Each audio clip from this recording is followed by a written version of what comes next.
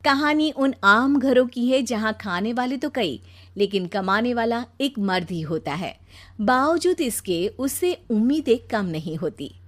देखिए जी, सामने वाले वर्मा जी कैसी अच्छी तरह से सिवा वाले दिन अपने घर की, और एक आप हैं। अरे यार, उनके पास कार है, ऑफिस पास में है और हफ्ते में 2 दिन की छुट्टी होती है, तो फर्क तो पड़ता है ना। मेरी तो शादी ही गलत हो गई।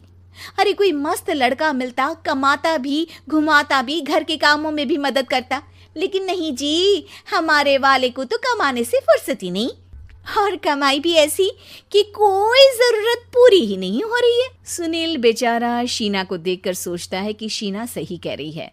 देखने में सुंदर है, घर का सारा काम कर लेती है, उसे तो कोई भी अच्छा लड़का मिल सकता था। क्या सोच रहे हैं? भागने का इरादा तो नहीं है? अरे नहीं मेरी प्यारी बीवी, मैं तो नहीं, पर डर है कि तुम नहीं कहीं भाग जाओ मुझे छोड़कर। शीला सुनील के मुंह से प्यार भरी बात सुनकर मुस्कुराती है। आप भी ना। ऑफिस से घर आता है कि तभी शीना कहती है, सुनिए जी, वो मेरी सहेली आई थी, सारा दिन वो लोग यहीं थे, अब जा रही थी तो मैंने कहा नहीं नहीं, मेरे पति छोड़ आएंगे ना तुम्हें, तो रोक लिया मैंने। सुनील थोड़ी देर कुछ सोचता है, फिर कहता है, ठीक है, मैं कपड़े चेंज करके आता हूँ। अरे तेरे पति को तो लग रहा है कि अच्छा नहीं लगा। अरे नहीं नहीं, ऐसी कोई बात नहीं है, रुको मैं अभी उन्हें घर के कपड़े देकर आती हूँ। शीना अंदर जाती है जहाँ सुनील पलंग पर लेटा होता है। अरे क्या मजाक है, वो कह रही है कि आपने मुंह बना लिया। सही तो कह रही है, सुबह से अब ऑफिस से लौटा हूँ, एक कप चाय का तो पूछा नहीं, 20 किलोमीटर जाओ और आओ, और फिर कल उसी टाइम पर ऑफिस। अरे यार, मुझे गाड़ी चलानी आती ना तो बोलती भी नहीं आपको, और कौन सा रिक्शा खींच कर जाना है आपको। सुनील अब क्या बोलता। रात देर से आता है और अगले दिन शरीर दर्द हो रहा है। अरे तो मत जाओ ना ऑफिस, चलते हैं ना मार्केट घूमने, फिर पिक्चर देखेंगे और रात में खाना खाकर घर वापस। सुनील जब सारे दिन की थकान वाला शेड्यूल सुनता है तो वो सीधे सीधे ऑफिस के लिए तैयार हो जाता है। अब आए दिन शीना की डिमांड बढ़ती ही चली जाती है और सुनील उसको पूरा भी करता। लेकिन एक दिन, ए जी मेरा भाई आ रहा है, उसे 2 लाख रुपए की जरूरत है। हाँ तो मैं क्या करूँ शीना, मेरे पास इतने रुपए नहीं है।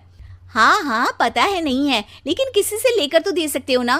अरे मैं किससे मांगू, मेरे तो जानने में भी कोई नहीं है जिसके पास इतनी बड़ी रकम हो। तभी वहां शीना का भाई शीनू आ जाता है। जीजा जी कैसे हैं आप? अब मैं ठीक हूँ शीनू, अचानक इतनी बड़ी रकम की जरूरत कैसे पड़ गई?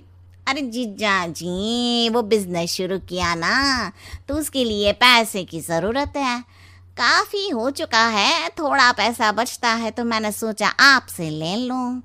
अब देखो, मेरे ऑफिस में कुछ लोग हैं जिनकी सेविंग अच्छी है, मैं उन लोगों से बात करके देखता हूँ।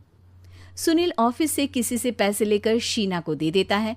शीना वो पैसा भाई को दे देती है 2 महीने बाद।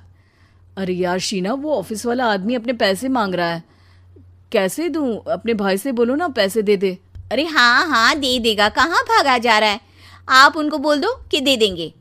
थोड़े दिन बाद, शीना वो आदमी मुझसे आज भी पैसे मांग रहा था यार, मैं तंग आ गया हूँ, ऑफिस जाते ही सामने उसका चेहरा दिखता है, क्या बोलूँ, बार बार पैसे मांगता है। अच्छा मैं शीनू को फ़ोन लगाती हूँ, बात करके देखती हूँ। शीना भाई को फ़ोन करती है लेकिन वो फ़ोन उठाता ही नहीं। लगता है भाई कहीं ऐसी जगह है जहाँ नेटवर्क की समस्या होगी। अगले दिन दोपहर को ही घर आ जाता है। उसका चेहरा उतरा और परेशान सा होता है। वो रोने लगता है। अरे क्या हुआ जी, आप इतना परेशान क्यों हैं? सब ठीक तो है ना? अरे नहीं शीना, कुछ ठीक नहीं है, मैं ठीक नहीं हूँ। तुम्हारे भाई के लिए मैंने जो पैसे लिए थे, उस आदमी ने आज भरे ऑफिस में सबके सामने मेरी बेइज्जती कर दी। सबके सामने आज मैं कर्जदार बनकर खड़ा था। मैंने हर वो प्रयास किया घर चलाने के लिए जो मैं कर सकता था, लेकिन अब नहीं होगा। वो फिर रोने लगता है। अरे आप तो औरतों की तरह रो रहे हैं, मर्द हैं आप।